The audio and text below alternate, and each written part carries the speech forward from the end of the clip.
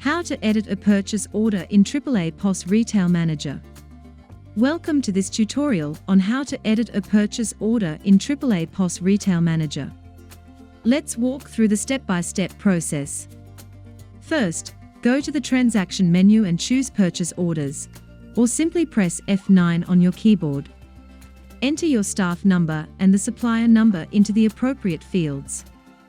You can type the staff or supplier number directly, or press F2 on your keyboard to search. Press Y or click Yes if prompted. Click Edit Purchase Order. You will see a list of all purchase orders for that supplier. Select the purchase order you want to modify. The items in the order will appear in the grid. Click the line you want to edit.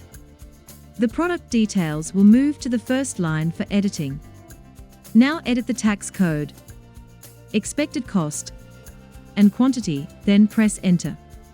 You can also change the due date if needed.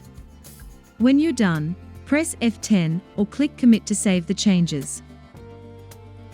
When you print the order, a revision number will appear, showing that it has been updated.